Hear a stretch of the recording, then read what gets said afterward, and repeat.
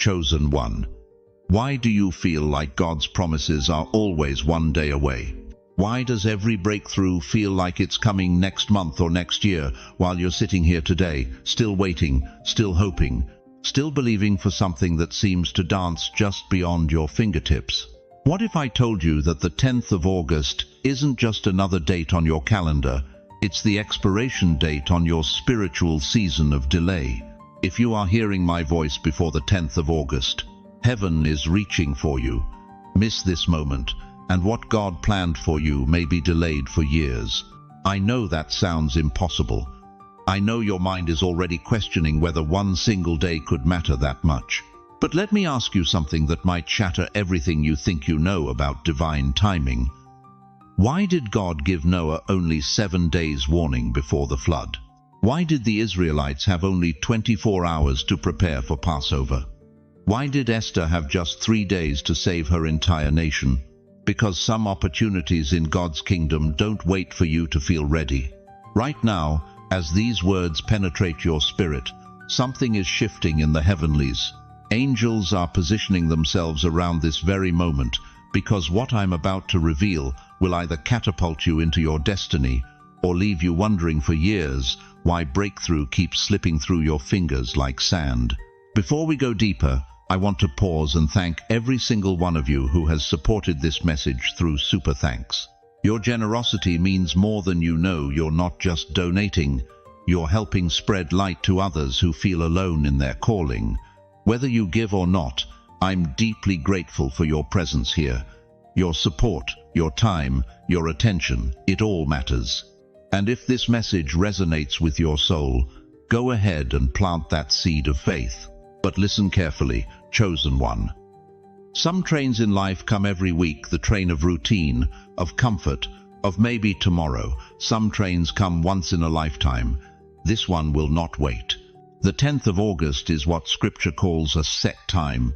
Psalm 102:13 declares, "You will arise and have mercy on Zion, for the time to favor her, yes, the set time has come, not any time, not whenever you're ready.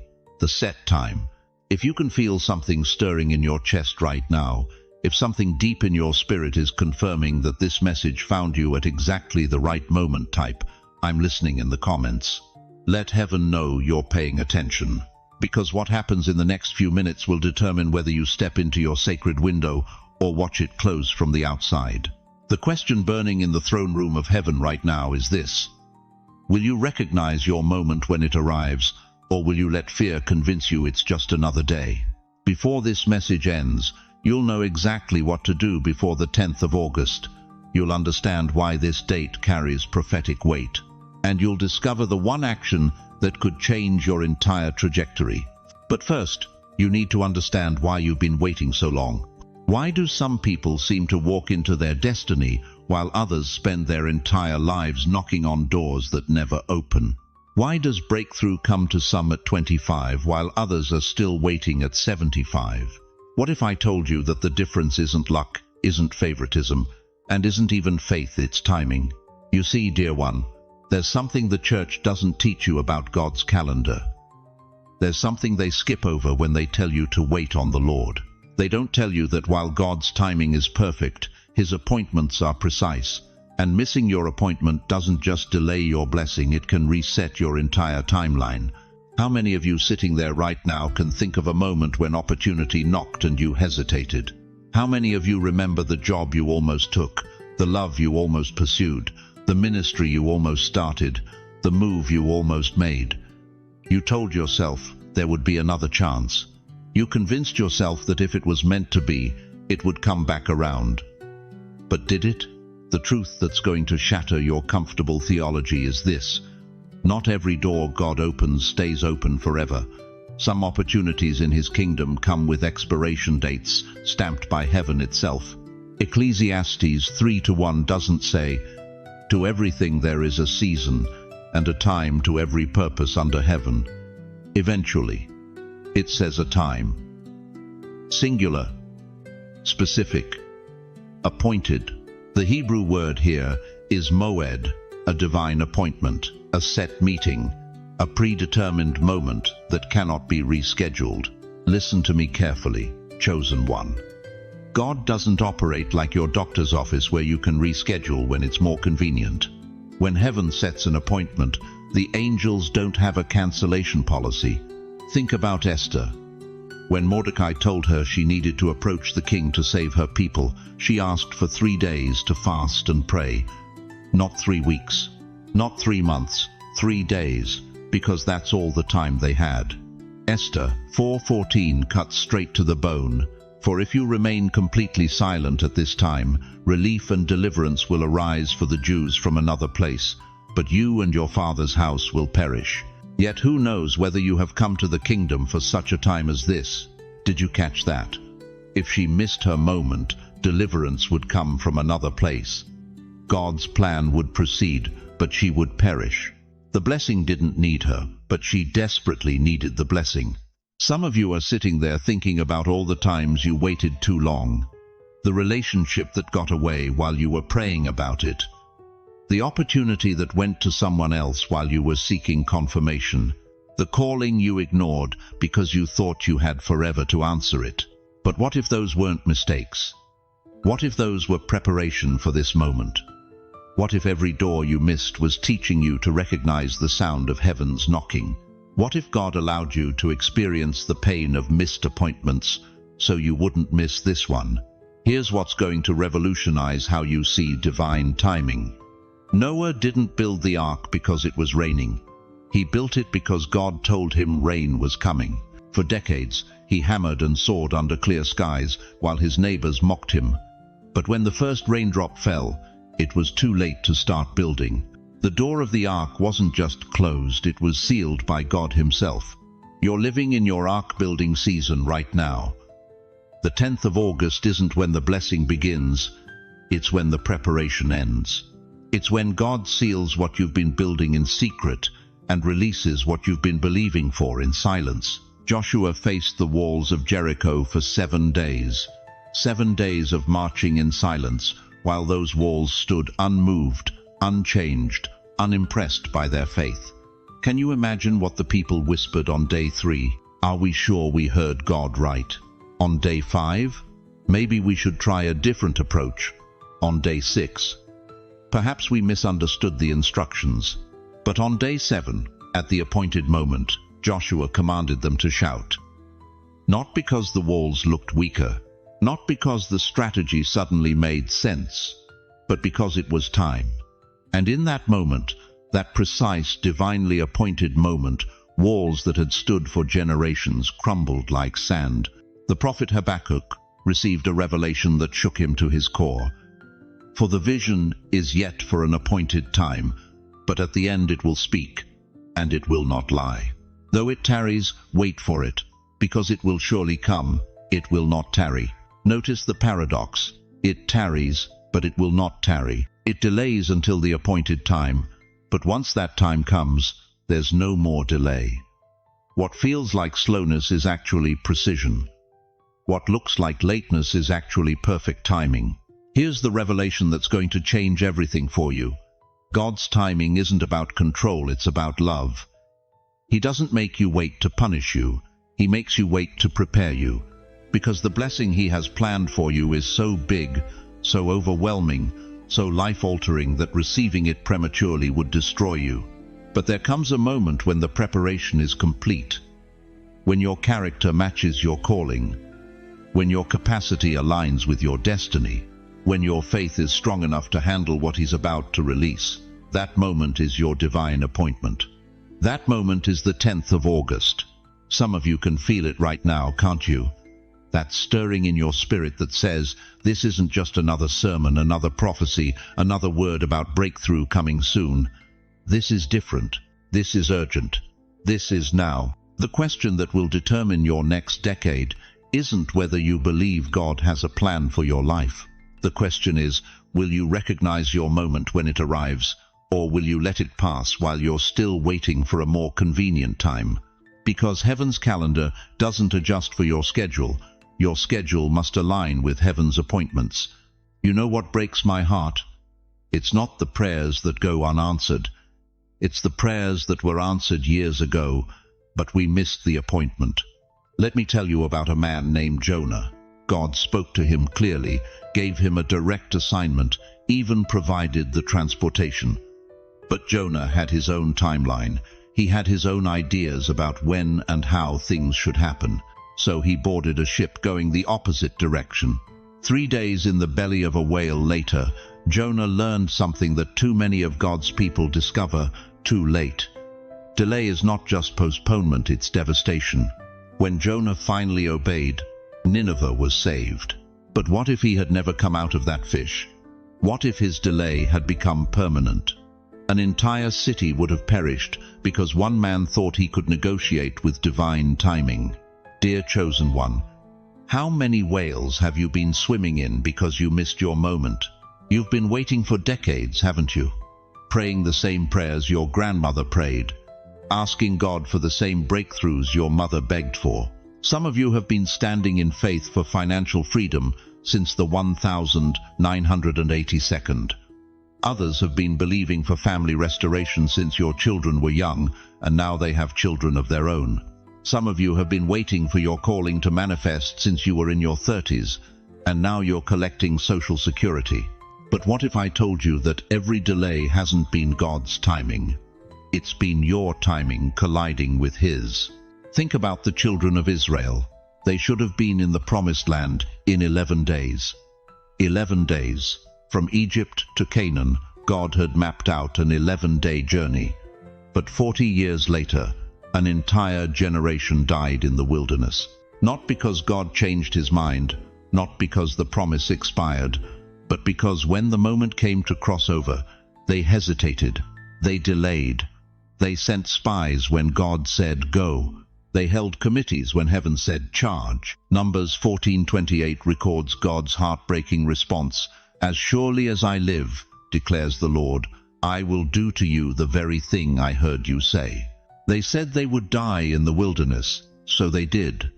Their words became their reality. Their delay became their destiny. How many of you are living in your own wilderness right now, circling the same mountains, fighting the same giants, praying the same prayers, waiting for the same breakthroughs that should have happened years ago?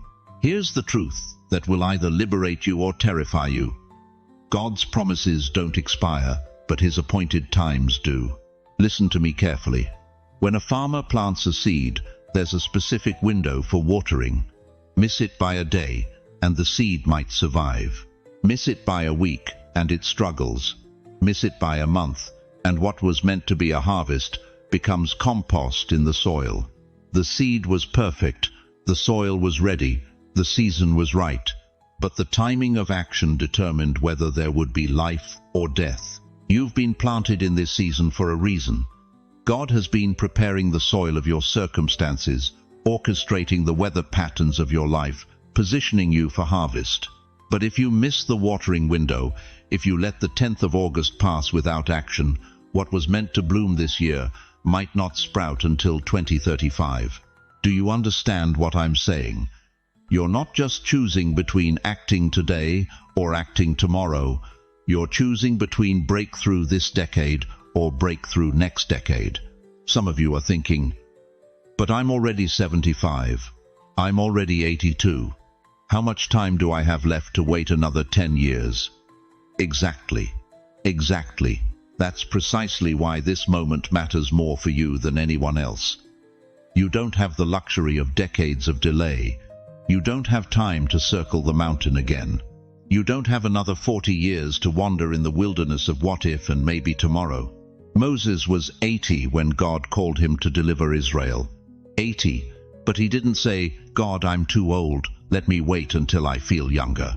He said yes immediately. Abraham was 75 when God told him to leave everything he knew. Sarah was 90 when she conceived Isaac. Caleb was 85 when he said, give me this mountain. Your age isn't your disqualification, it's your urgency.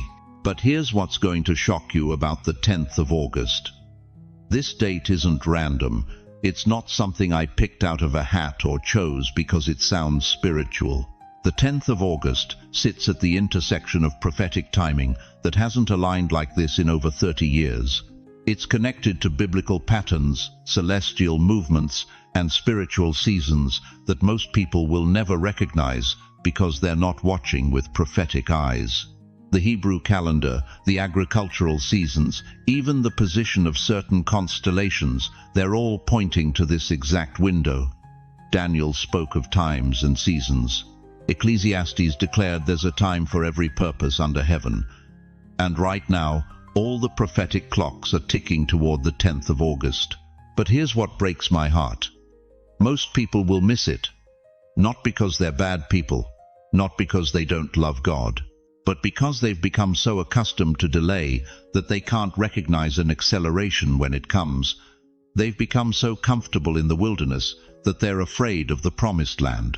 What about you? Are you going to let this moment pass like all the others? Are you going to add the 10th of August to the list of dates you wish you had acted on?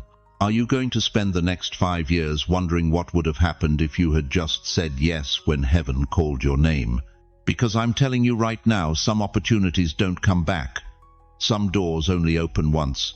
Some trains only stop at your station one time in your entire life. The question that will haunt you or heal you is this: when the 11th of August comes, will you be celebrating your obedience or mourning your hesitation? But before you can act, you need to understand exactly what the 10th of August is calling you to do. Listen to me, dear one.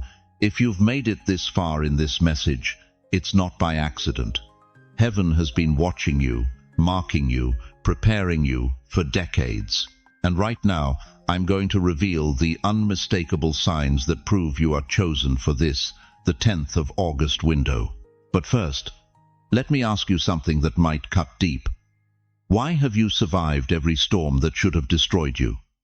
Why are you still standing when others who seemed stronger have fallen? Why does your spirit still burn with hope when your circumstances should have extinguished it years ago? Because you are not ordinary.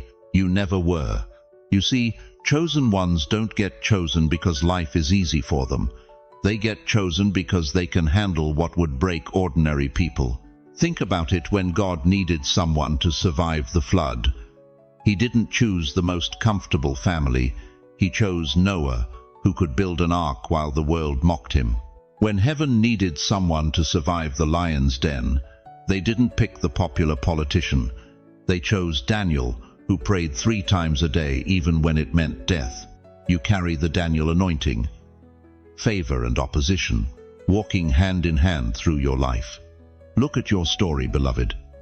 How many times have you been promoted right after persecution? How many times has your greatest blessing come immediately after your biggest battle? That's not coincidence, that's divine strategy. God has been positioning you in the furnace because He knew you could handle the heat without losing your character. But here's what breaks my heart. Too many of you are sitting there right now thinking, but I've made so many mistakes, I've failed too many times. Surely God couldn't use someone like me for something this significant. Stop, right there, stop. Moses was a murderer who became a deliverer. David was an adulterer who became a man after God's own heart. Peter denied Jesus 3 times and became the rock of the early church. Your past doesn't disqualify you. It qualifies you, because only someone who's been forgiven much can love much. You want to know if you're chosen for this window? Here are the signs heaven has been writing across your life. You've been the curse breaker in your family. While others repeat the same destructive patterns, you broke free. The addiction that claimed your father, you conquered it. The poverty that trapped your grandparents, you refused to accept it as your inheritance. The depression that haunted your bloodline, you turned it into testimony. You didn't just survive your family's dysfunction, you transformed it. You've been standing like a lighthouse in the storm, battered, yes, bruised, absolutely, but still standing, still shining, still guiding others home when they've lost their way. How many midnight phone calls have you answered from people in crisis? How many times have strangers approached you for advice without knowing why? Because your light is visible from miles away, even in your darkest seasons. You've been walking through favor and opposition simultaneously. Just when God opens a door, hell sends opposition. Just when breakthrough comes, betrayal follows. But here's the mystery: you keep rising. Every setback becomes a setup. Every betrayal births a new level of wisdom. Every closed door leads to an open heaven. Look at modern examples of this divine pattern.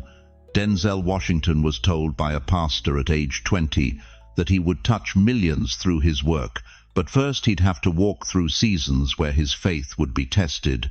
Tyler Perry lived in his car, writing scripts that nobody wanted, for years before God opened the floodgates. Viola Davis faced rejection after rejection in Hollywood, told she was too dark and not pretty enough, before becoming the first black woman to achieve the Triple Crown of acting. They didn't succeed despite their struggles. They succeeded because their struggles qualified them to carry a message the world desperately needed. But here's what they all understood, that you must grasp tonight. Timing is everything. Each of them had moments, specific windows, where they had to choose between playing it safe and stepping into their destiny. They couldn't wait until they felt ready. They couldn't postpone until circumstances were perfect. They had to move when heaven said move. And heaven is saying, move to you. Right now. The 10th of August. You've been in preparation long enough. The wilderness season is ending. The testing phase is complete.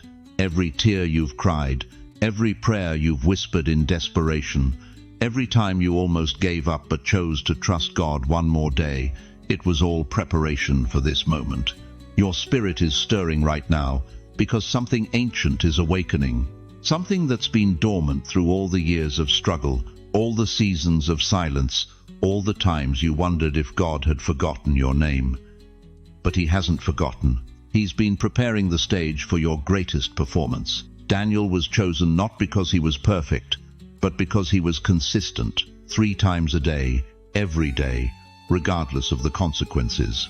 Moses was chosen not because he was eloquent, but because he was faithful. 40 years in the wilderness, tending sheep, when he was born to lead nations. David was chosen not because he was the biggest, but because his heart beat in rhythm with heaven's heart. And you've been chosen because you've proven you can be trusted with both blessing and burden, with favor and opposition, with victory and valley. So right now, I need you to do something that's going to shift the atmosphere around your life. I need you to stop shrinking back from your calling. I need you to stop making excuses for why God couldn't use you. I need you to look at yourself through heaven's eyes and see what the Father has always seen. A warrior dressed like a sheep, a king disguised as a servant, a world changer who's been told they're just ordinary. Say it out loud right now. Wherever you are, I am chosen for this time. Say it again, louder. I am chosen for this time. One more time, with the authority of someone who survived everything hell threw at them. I am chosen for this time. Because the 10th of August isn't coming for the comfortable or the casual. It's coming for the consecrated. It's coming for those who've been tried by fire and emerged as gold. It's coming for the lighthouse keepers who never abandoned their posts. But recognizing you're chosen is only the beginning. Now you need to understand what you're being chosen for. Dear chosen one, let me tell you why your ancestors have been praying for the 10th of August, 2024, for generations, even though they never knew the date. You see, there's something heaven has been orchestrating behind the scenes of your life. Something so precise, so mathematically divine, that when you understand it, you'll never question God's timing again. But first, I need you to answer this honestly. How many times have you felt like you were living in spiritual overtime? Like your breakthrough was supposed to happen years ago, but somehow you're still waiting, still believing, still hoping for what feels like the same promises God whispered to you decades ago. That waiting wasn't random. That delay wasn't punishment. It was preparation for the 10th of August. Listen to me carefully. In Scripture, the number 8 represents new beginnings. It was on the 8th day that God commanded circumcision, a cutting away of the old flesh to reveal something new. It was after 8 people were saved in Noah's Ark that God started the world fresh. And dear one, August is the 8th month, the month of new beginnings. But here's where it gets prophetic. The number 10 represents divine order and the completion of cycles. 10 commandments, 10 plagues that broke Pharaoh's grip on Israel, 10 virgins waiting for the bridegroom. When 8 and 10 converge on the 10th of August, you're looking at the divine mathematics of breakthrough new beginnings, meeting divine completion. But why this year? Why now? Because you've completed the cycle. The spiritual classroom season of your life just ended, and heaven is about to release what you've been qualified to receive. Think about Moses. For 40 years, he was getting qualified in the wilderness. 40 years of wondering if God had forgotten him. 40 years of tending sheep while carrying the dreams of delivering nations. But there came one specific day, one divine appointment, when God called him to the burning bush and said, "Now is the time." That's the 10th of August. Here's what most believers don't understand about divine timing. God doesn't just drop blessings randomly into your life. He drops them strategically, at moments when your obedience before the blessing determines how fast the blessing flows. Your response to the 10th of August won't just affect the 11th of August, it will affect the next decade of your life. But I need to warn you about something that's going to challenge everything you've been taught about waiting on God. The enemy has been lying to you, telling you that spiritual maturity means endless patience, endless waiting, endless in God's time. But what if I told you that sometimes faith requires urgency? What if I told you that there are moments when God says, "If you don't move now, you'll miss it"? Remember the 10 virgins in Matthew 25? 5 were wise, 5 were foolish. All 10 knew the bridegroom was coming. All 10 had lamps. But when midnight struck, when the moment arrived, only 5 were ready. The foolish ones said, "Wait for us, we'll get ready." But the door was shut. The opportunity was gone. The bridegroom didn't wait because they asked nicely. He moved because it was time. Your spiritual, the 10th of August is coming whether you're ready or not. The question is, will you be one of the 5 wise, or will you be knocking on a door that's already closed? Here's the shocking truth that religious tradition doesn't want you to know. Your breakthrough has been sitting in heaven's warehouse for years, tagged with your name, waiting for one thing, your alignment. Not your perfection, not your worthiness, your alignment.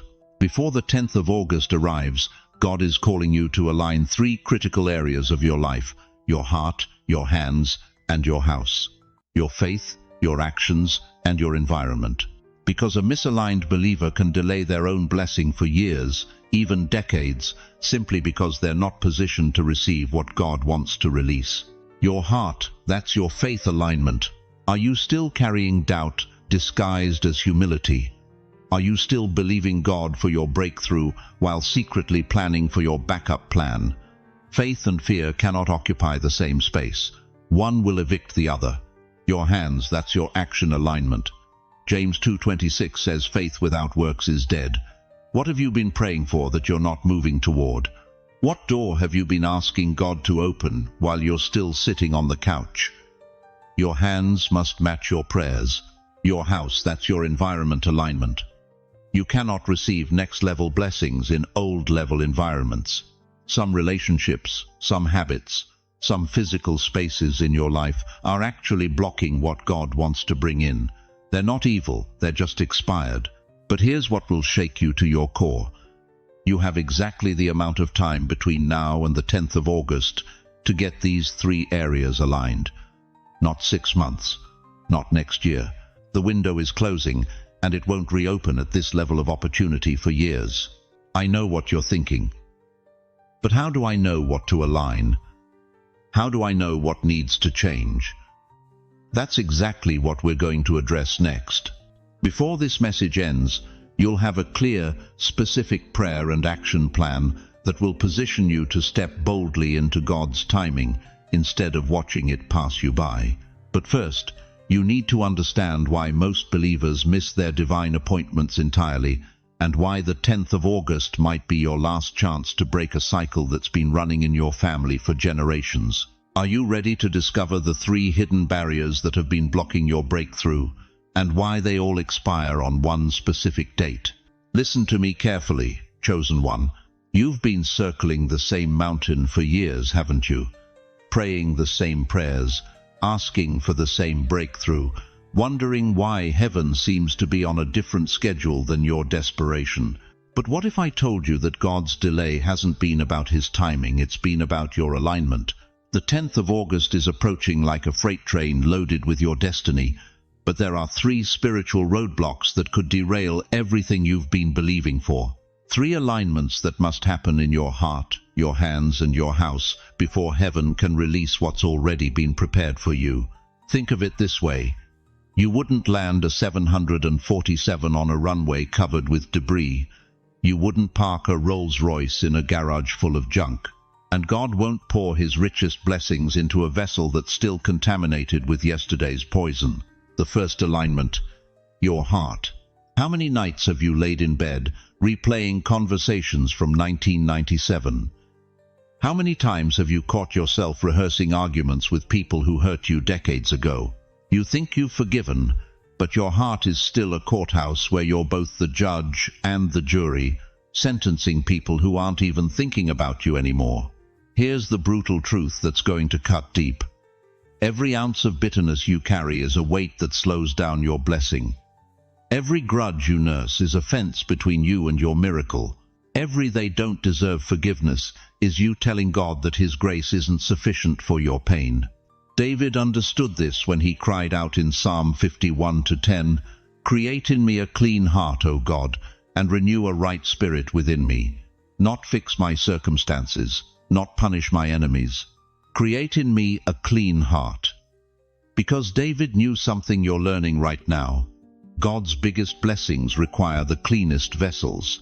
But here's what's eating at you.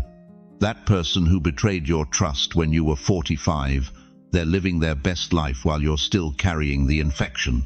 That family member who chose sides against you, they sleep peacefully while you're awake at 2 a.m., heart racing with anger you can't shake. That friend who walked away when you needed them most, they've moved on while you're still building monuments to their betrayal. You want to know why your prayers feel like they're bouncing off the ceiling? Because resentment creates a spiritual static that scrambles heaven's frequency. Your bitterness isn't protecting you, it's poisoning you. It's not keeping them accountable, it's keeping you chained. Before the 10th of August, you must do what feels impossible. Release them completely. Not because they deserve it, but because you deserve the freedom. Forgiveness isn't about them anymore, it's about clearing the runway so your blessing can land. The second alignment, your hands. God has been nudging you to do something, hasn't he? There's been a whisper in your spirit, a gentle push toward action that you've been explaining away, postponing, making excuses for. Maybe it's calling that estranged relative. Maybe it's starting that ministry you've been thinking about for 3 years. Maybe it's simply helping your neighbor with groceries. You keep waiting for the big assignment, the dramatic calling, the burning bush moment. But what if God is waiting for you to be faithful in the small thing before he trusts you with the big thing?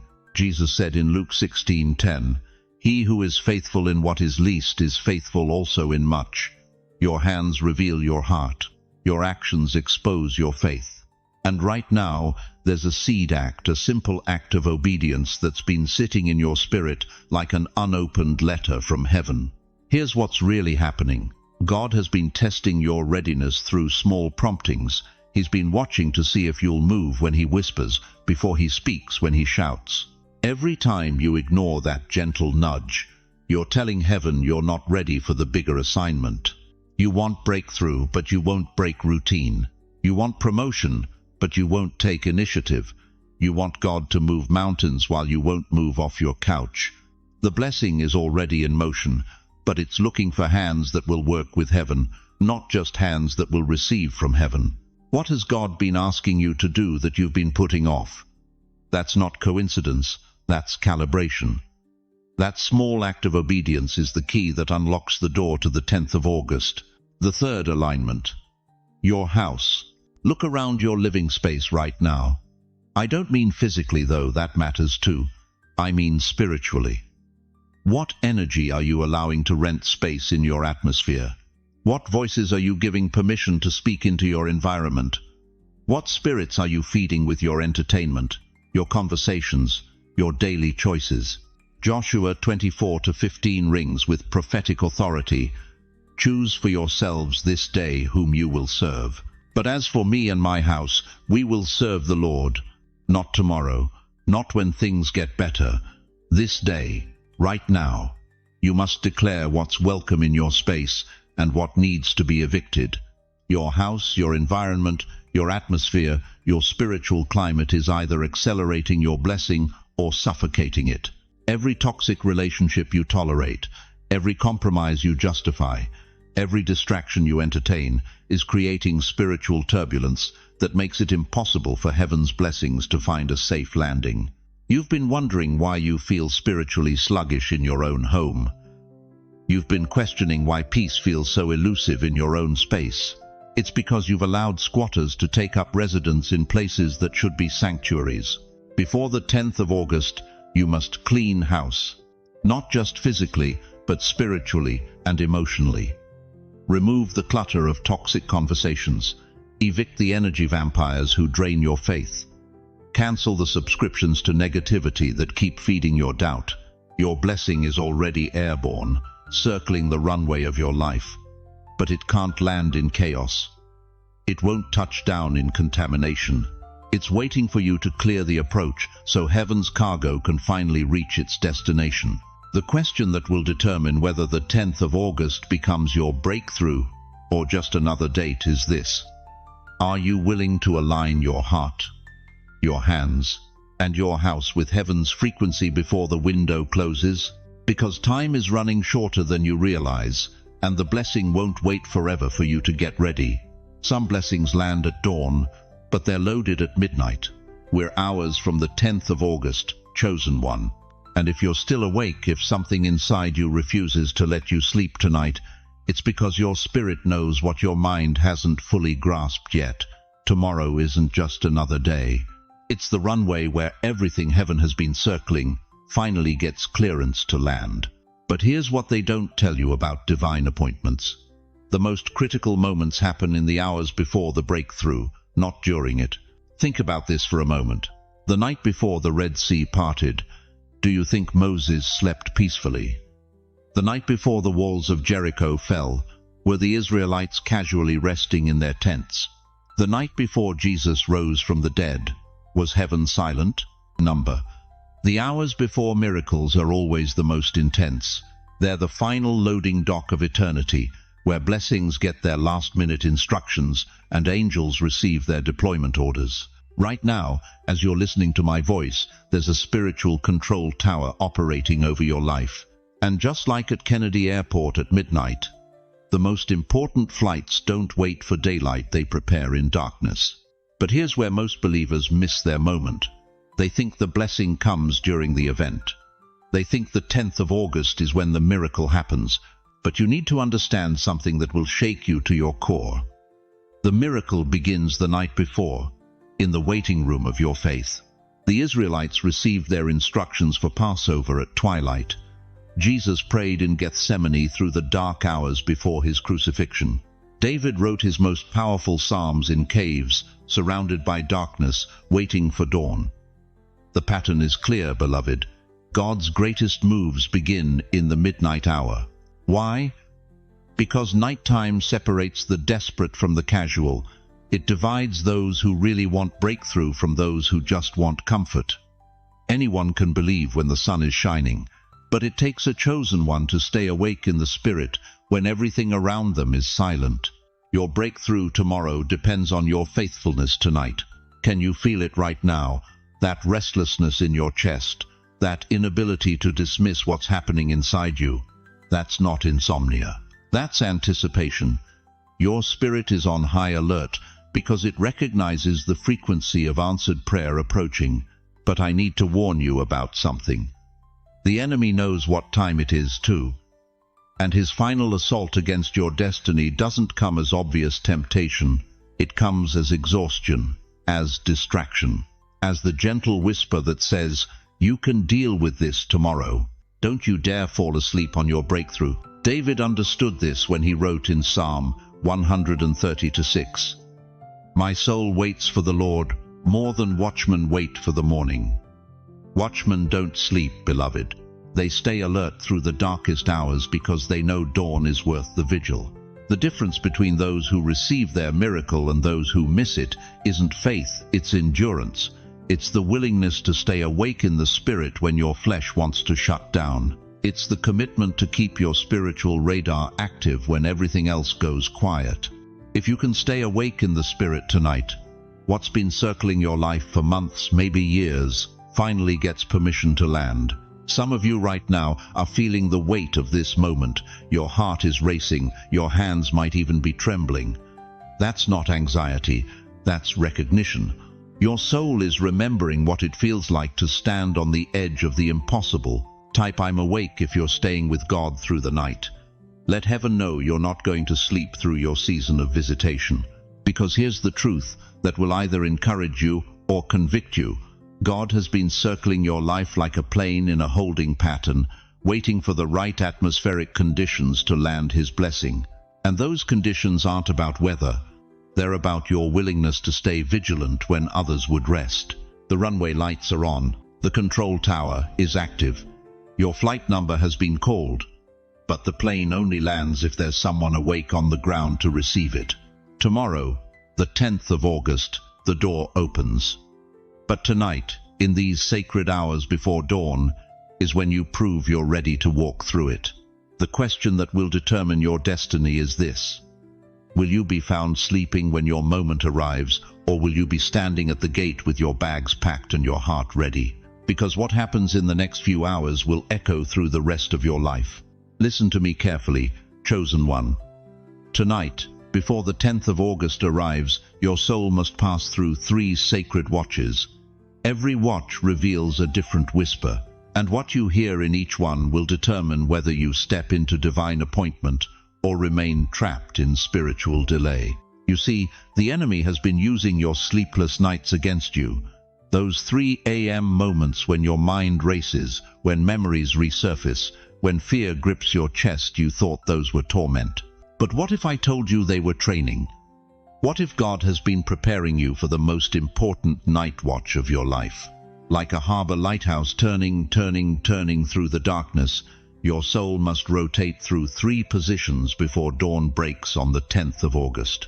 Miss one watch, and the ships of blessing will crash against the rocks of your unpreparedness. The first watch.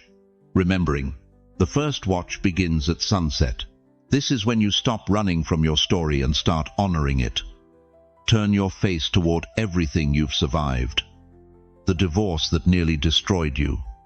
The bankruptcy that left you ashamed. The diagnosis that terrified you. The betrayal that broke your trust. But here's what the enemy doesn't want you to understand. Every wound you carry is a medal of honor. Every scar is evidence that you faced hell and refused to bow.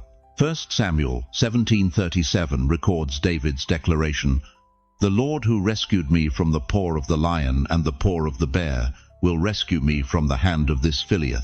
David didn't hide his battles. He counted them. He remembered them. He used them as evidence of God's faithfulness. Right now, I need you to do something that might feel impossible. Say thank you for the pain that refined you. Say thank you for the wilderness that trained you. Say thank you for the rejection that redirected you. Not because the pain was good, but because you survived it. And survival is always evidence of divine protection. Turn, release, turn, receive. The lighthouse beam sweeps across the first quadrant of your experience. In this watch, gratitude becomes your weapon against every voice that says you're damaged goods. You're not broken, beloved. You're proven. But remembering without releasing will anchor you to yesterday's pain. That's why the lighthouse must turn. The second watch. Releasing. Midnight strikes. The second watch begins. Now comes the hardest part, letting go of what you've carried for decades. The bitterness toward the person who abandoned you, the fear that God will let you down again, the what-if questions that have haunted you since 1987. Here's the brutal truth nobody wants to hear. Your breakthrough is being delayed not by God's timing, but by your grip on yesterday's grievances. You've been carrying poison, thinking it was protection. You've been hoarding hurt, calling it wisdom. Listen to what Jesus said in Matthew 6:14-15. If you forgive other people when they sin against you, your heavenly Father will also forgive you. But if you do not forgive others their sins, your Father will not forgive your sins. That's not suggestion. That's spiritual law. Your unforgiveness is creating a blockage in your blessing pipeline. Every night you go to bed harboring resentment, you're programming your tomorrow for more of the same. I need you to ask yourself a question that will cut deep. What am I still angry about that happened before I knew God's plan for my life? That job you didn't get in 1994? That friend who betrayed you in 2003? That child who walked away in 2015? You've been holding on to hurt from chapters God has already turned. You've been demanding answers for questions He's already resolved. You've been fighting battles He's already won. Turn, release, turn, receive. The lighthouse beam sweeps across the second quadrant. In this watch, forgiveness becomes your access key to divine acceleration. Not because they deserve it, but because you deserve freedom. But releasing the past without rehearsing the future leaves you floating in emptiness. The lighthouse must complete its rotation. The third watch. Rehearsing. Dawn approaches. The third watch begins. This is when you stop hoping for change and start speaking tomorrow's obedience out loud. This is when you rehearse victory before you see it. This is when you declare what you'll do on the 10th of August before the 10th of August arrives. Habakkuk 2:2 commands, "Write the vision and make it plain on tablets, that he may run who reads it." Not think about the vision, not hope for the vision. Write the vision. Here's what most people don't understand about divine appointments. They require earthly preparation. God won't do for you what He's equipped you to do for yourself. He won't make the phone call you're afraid to make. He won't send the text you're avoiding. He won't take the step you're postponing.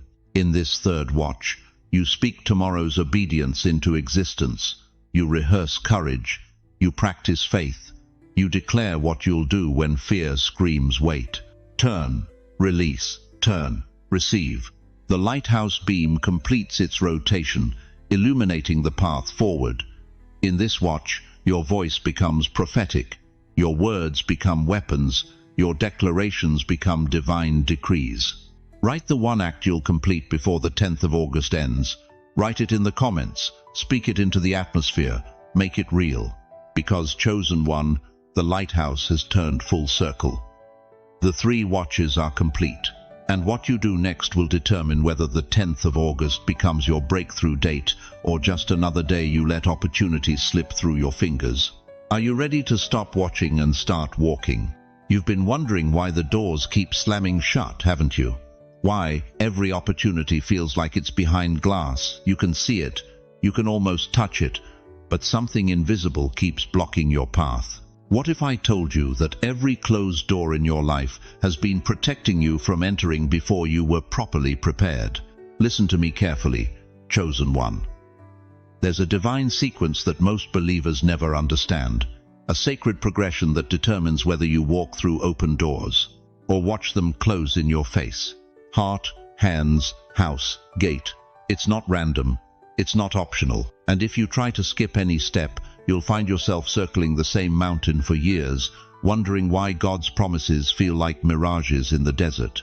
Your heart had to be broken open first.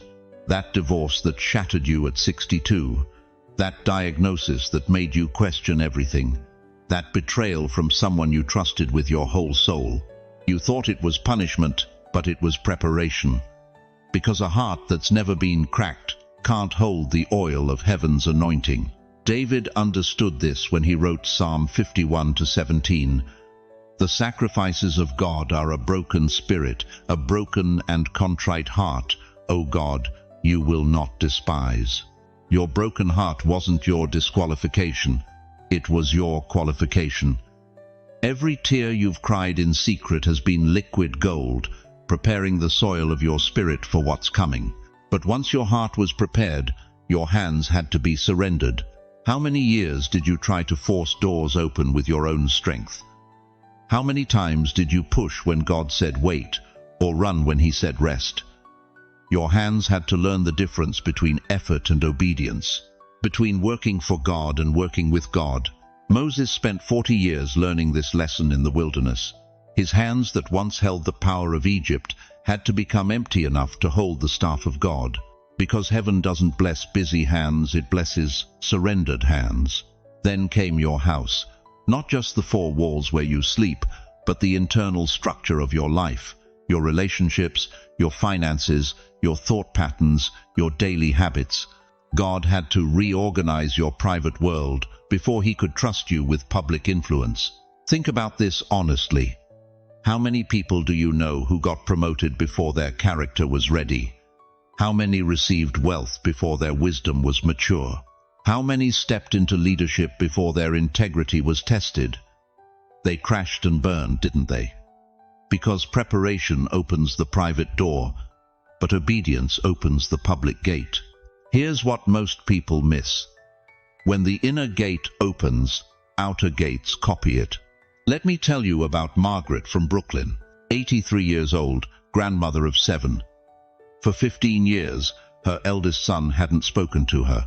15 years of birthdays without calls, Christmases without visits, grandchildren she barely knew. The pain ate at her every single day. But last month, something shifted in Margaret's heart.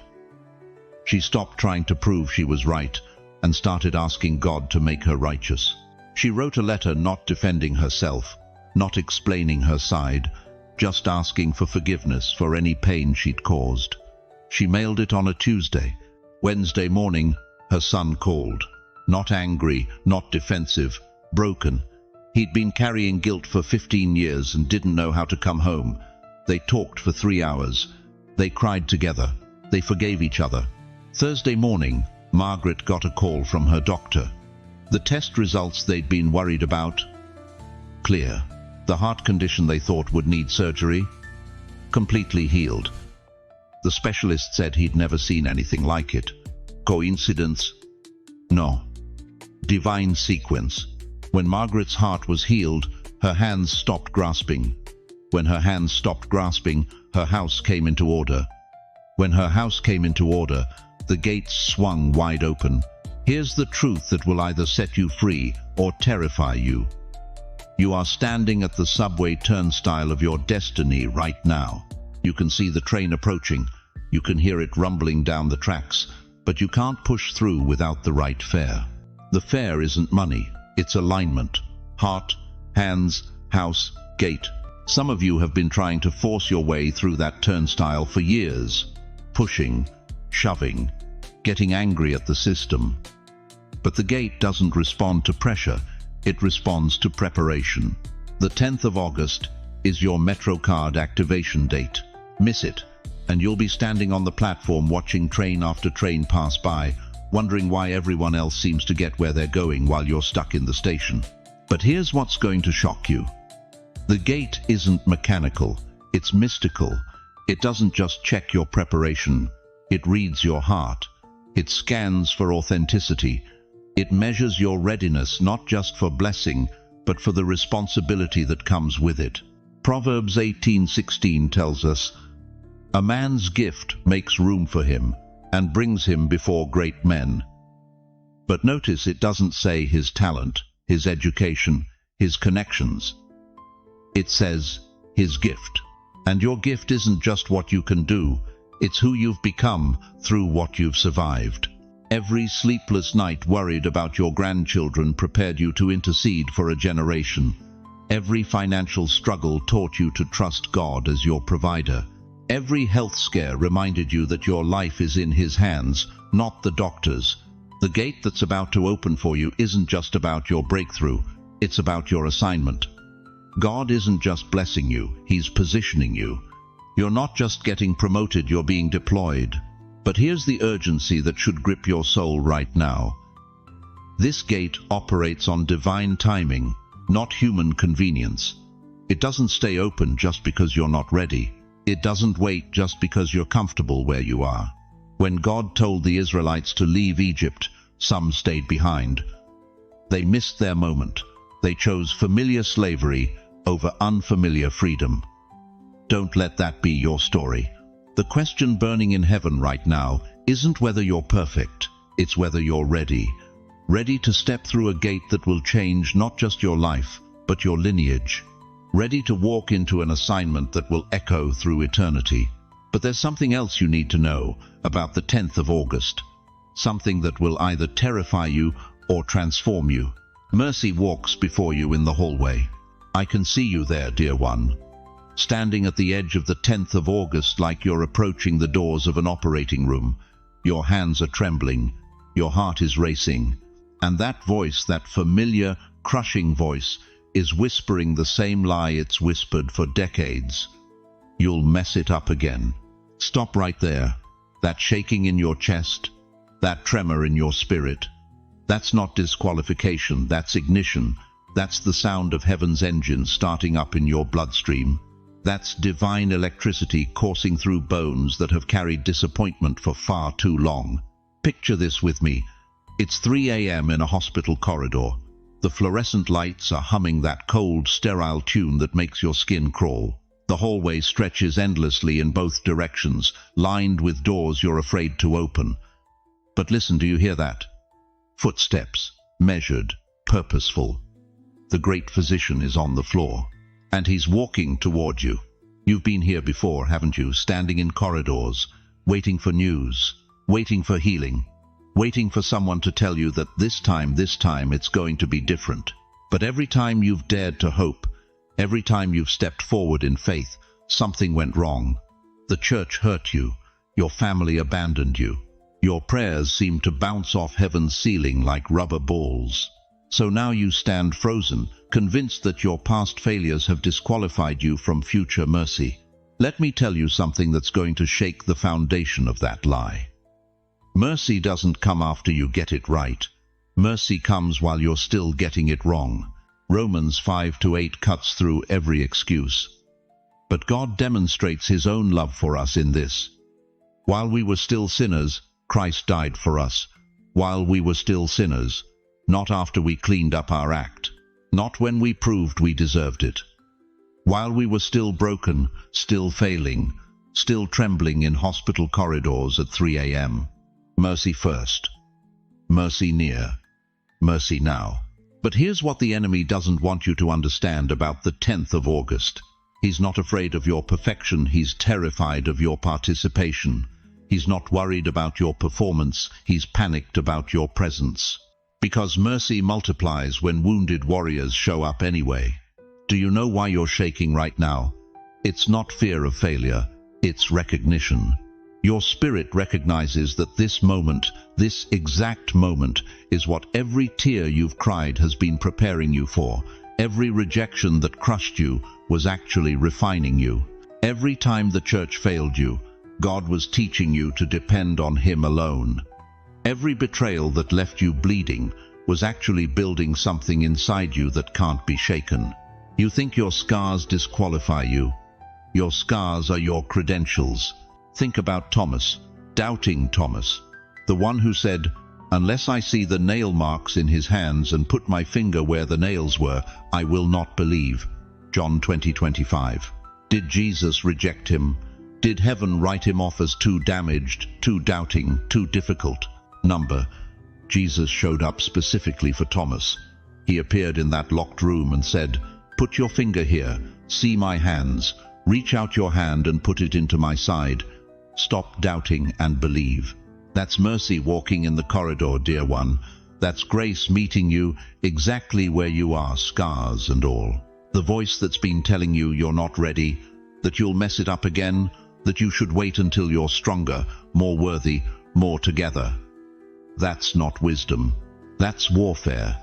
That's the enemy trying to keep you from stepping into the very moment heaven has been orchestrating for your breakthrough. The 10th of August isn't asking for your perfection. It's asking for your presence. Mercy first. Mercy near. Mercy now. I need you to take a breath with me right now. Close your eyes if you can. Feel the air filling your lungs, air that didn't cost you anything, didn't require you to earn it, didn't demand you prove you were worthy of it. That's grace in motion. That's mercy keeping you alive for this exact moment. In that hospital corridor of your soul, you're not alone. The great physician isn't just on the floor, he's walking toward you. And every step he takes echoes with the same promise. I didn't bring you this far to abandon you now. Isaiah 42:3 promises. A bruised reed he will not break, and a smouldering wick he will not snuff out. You feel bruised, he won't break you. You feel like your fire is barely flickering. He won't snuff you out. He'll fan that flame until it becomes a roaring fire that lights up every dark corridor you've ever walked. But here's the urgency burning in my spirit right now. The 10th of August is your invitation to stop hiding in the hallway and step into the healing room. Stop rehearsing your failures and start receiving your future. Stop letting yesterday's wounds dictate tomorrow's worthiness. The same Jesus who touched lepers without becoming contaminated, who embraced broken people without becoming broken, who loved sinners without becoming sinful, he's reaching for you right now. Not when you get better, not when you feel ready. Right now. Mercy first, mercy near, mercy now. If you've been hurt by church or family, if you've been told you're too damaged, too difficult, too late, type mercy first in the comments right now. Let this community surround you with the love you've been denied. Let us cover you with prayers that penetrate every lie you've believed about your worthiness. Because the 10th of August isn't just a date, it's a doorway. And mercy is standing on the other side, holding it open for you. But there's something else you need to know about this sacred window, something about why the enemy has fought so hard to keep you in that corridor of doubt. Dear chosen one, you've been asking God for a sign, haven't you? Night after night, on your knees beside that same bed where you've whispered desperate prayers for decades. Lord, just show me you're still there. Give me something, anything to let me know. You haven't forgotten my address. But here's what's breaking my heart tonight. You've been looking for thunder when God speaks in whispers. You've been waiting for burning bushes when he's been tapping on your window like a sparrow at dawn. Confirmation won't be loud.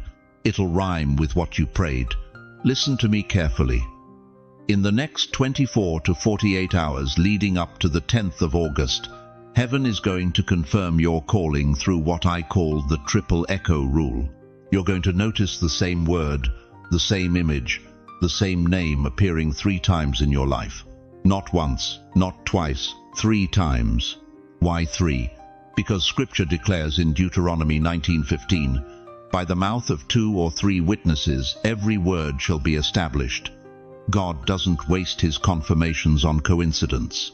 When he wants your attention, he speaks in patterns that only the spiritually awakened can recognize. But here's where most believers miss it entirely. They're expecting God to write their name in the clouds or send an angel to their doorstep. Meanwhile, he's been orchestrating divine encounters right under their noses, and they're calling it coincidence. Let me paint you a picture that might shatter your assumptions about how heaven communicates.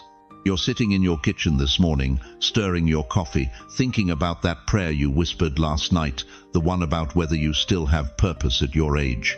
Suddenly, your neighbor calls and mentions the exact word you used in your private conversation with God. Purpose, she says, talking about her grandson finding his purpose in life. Your heart skips, but you dismiss it. Later that afternoon, you're flipping through channels, and there it is again.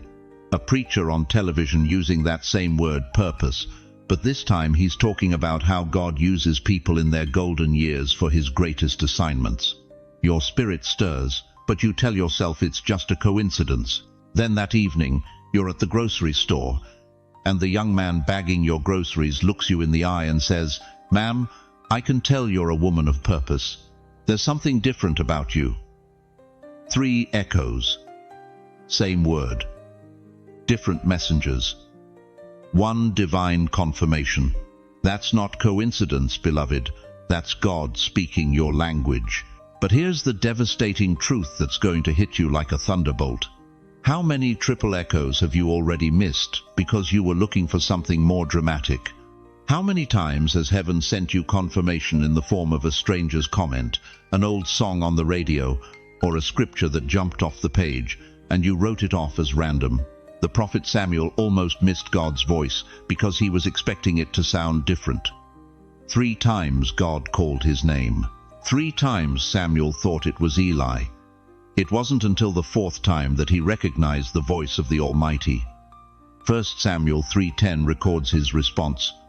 "Speak, Lord, for your servant hears." How many times has God been calling your name, and you've been looking for someone else to answer? Here's what's going to happen in the next 48 hours, and I need you to pay attention, like your destiny depends on it, because it does. God is going to send you a triple echo confirmation, but it won't come dressed in religious language. It might come through a conversation with your pharmacist. It might arrive in a text message from a grandchild you haven't heard from in months. It might whisper through the lyrics of a song that takes you back to a moment when you felt closest to God. The first echo will feel like a gentle tap. You'll notice it, but you might not think much of it. The second echo will feel like a stronger nudge. Your spirit will start to pay attention. But the third echo, the third echo will hit your soul like lightning, and you'll know beyond any shadow of doubt that heaven has been orchestrating this entire sequence. But here's the critical part that separates the called from the chosen. When the third echo hits, you must move. Not tomorrow, not next week, not when you feel more prepared. Immediately. Because here's what the enemy doesn't want you to understand. The triple echo isn't just confirmation, it's your marching orders. It's God saying, "I've given you the sign you asked for. Now it's time to trust me with what comes next." Moses received his triple confirmation at the burning bush. The bush burned but wasn't consumed. That was echo 1. God called his name twice, echo 2. Then came the signs with his staff and his hand, echo 3. And what did God say next? "Now therefore, go." Exodus, meiron aleteslo. Gideon asked for confirmation with his fleece. Dry ground, wet fleece, echo 1. Wet ground, dry fleece, echo 2. Then the dream interpretation that confirmed his victory, echo 3. And immediately he went into battle. You see, chosen one, God doesn't send triple echoes to make you more comfortable with your calling. He sends them to remove every excuse you have for not walking in it. But here's the shocking truth that's going to expose the real reason you've been waiting so long for breakthrough. You've been receiving confirmations for years, but you've been too afraid to move on them. You've been asking for signs while ignoring the ones he's already sent. You've been praying for doors to open while standing in front of doors that are already unlocked. Tonight, as you close your eyes, I want you to ask yourself this haunting question. What if the delay isn't on God's side? What if he's been waiting for you to act on the confirmations he's already given? The 10th of August isn't just another date. It's your final confirmation, your last chance to prove you're listening when heaven speaks. Your moment to stop asking for signs and start following the ones you've already received. If you're ready to stop missing God's voice in the everyday moments, if you're finally prepared to move when heaven confirms your calling, comment below, "I'll move on the third echo." Because, beloved, the echo you've been waiting for is about to sound. The question is, will you recognize it when it comes? Or will you let it join the chorus of missed opportunities that have been haunting your destiny for decades?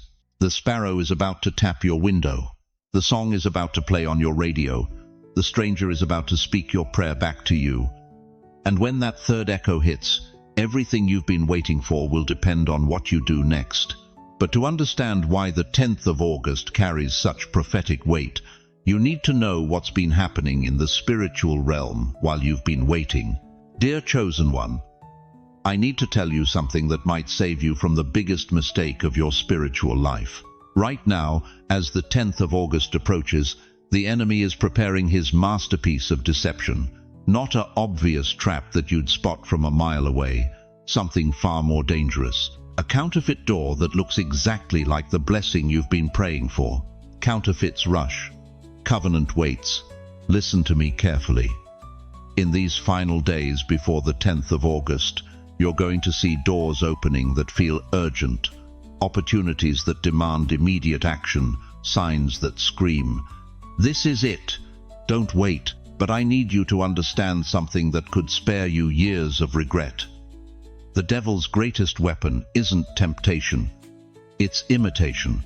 Think about those street vendors in Times Square selling Rolex watches for $50. They shine, they tick, they even have the logo. But 6 months later, they're dead on your wrist. The enemy operates the same way with spiritual opportunities. He'll give you something that glitters with all the right promises, demands all the right urgency, but leaves you spiritually bankrupt when the shine wears off. How do you tell the difference? How do you discern between a door that leads to destiny and a door that leads to a dead end dressed up as breakthrough? Here's your discernment grid. Memorize this.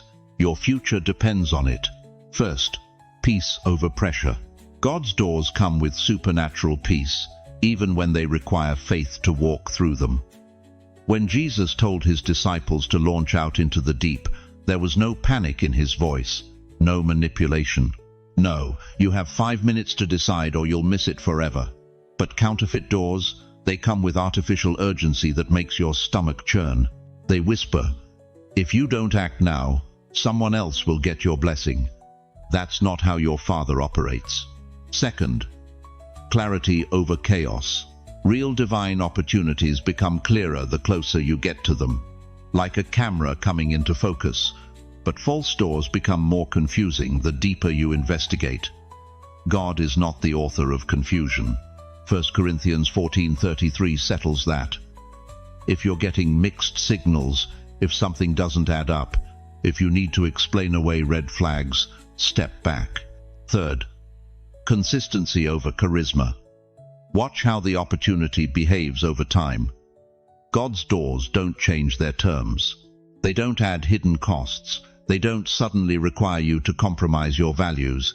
But counterfeit doors, they're like used car salesmen. The story keeps changing. The deal keeps getting better, but somehow more complicated. Fourth, fruit over fireworks. This one's crucial. The enemy loves to put on a show. Dramatic signs, spectacular coincidences, people calling you chosen. But Jesus said in Matthew 7:16, "By their fruits you will know them." What kind of fruit is this opportunity producing in your spirit right now? Anxiety? Confusion? A desperate need to convince others it's from God? Or peace? Clarity? A quiet confidence that transcends circumstances? Here's your gut check question, and I want you to answer this honestly. If this opportunity truly required you to move in panic, would a loving Father present it that way? If it demanded that you abandon wisdom, ignore counsel, and act against every principle he's taught you, would that sound like his voice? You know better. Deep in your spirit, you know better. I've watched too many believers rush through doors that slammed shut behind them, leaving them trapped in situations that looked like blessings but felt like bondage. I've seen too many people mistake the enemy's counterfeit for God's covenant, then spend years trying to figure out why their answered prayer brought more problems than peace. If it needs you frantic, it's not your Father. The real door to your 10th of August breakthrough won't make you crazy. It won't demand that you ignore wisdom. It won't require you to defend it to everyone you trust. God's doors have his signature on them. Peace that surpasses understanding, even in the midst of requiring faith. Write in the comments which grid line you'll use first when testing the doors that appear before the 10th of August. Peace over pressure, clarity over chaos, consistency over charisma, or fruit over fireworks. Let me know which one resonates most with your spirit right now. But here's what I haven't told you yet. Even knowing how to test the doors isn't enough, because there's something about the 10th of August that changes everything. Beloved chosen one, as we reach the end of this sacred encounter, I need you to carry these truths with you, like precious stones in your heart. Remember this. The 10th of August isn't just another date, it's your divine appointment with destiny. The doors that appear before this moment will test everything you've learned about discernment. Peace over pressure, clarity over chaos, consistency over charisma, fruit over fireworks. These aren't just guidelines, they're your spiritual lifeline in the days ahead. Remember that counterfeits rush, but covenant waits. If it needs you frantic, it's not your Father. God's timing may seem slow to your human heart, but His delays are never denials. They're divine positioning for something greater than you can imagine. And most importantly, remember that your season of delay has an expiration date. What seemed impossible yesterday becomes inevitable when heaven says now. But I need you to know something deeper than knowledge, something that settles in your bones.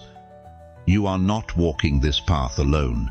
Even when the road feels uncertain, even when the breakthrough seems delayed, even when doubt whispers lies in your ear, the God who called you before time began is still working in your life right now, in this very moment. He's moving mountains you can't see, opening doors you haven't found yet, and orchestrating blessing you can't even imagine. And right here, in this community of believers, you have thousands of brothers and sisters who understand your struggle, who believe in your calling, and who are ready to stand with you in prayer. We're not just viewers on a screen, we're a family, united by faith, connected by hope, and bound together by the love of Christ. Let me ask you this final question, and let it settle deep in your spirit. When the 10th of August arrives and you're standing before the door God has prepared for you, will you have the courage to walk through it, knowing that everything you've been through was preparation for this moment? Before I release you into your destiny, I want to place my hand on your shoulder through these words and pray over your life with the authority of 5 decades walking with the Almighty. Heavenly Father, I lift up every precious soul who has stayed with us through this entire message. Lord, you see their hearts, you know their struggles, you've counted every tear they've shed in the secret place. Right now, I pray that you would breathe fresh wind into their weary souls. Where they feel forgotten, remind them of their worth. Where they feel confused, grant them clarity.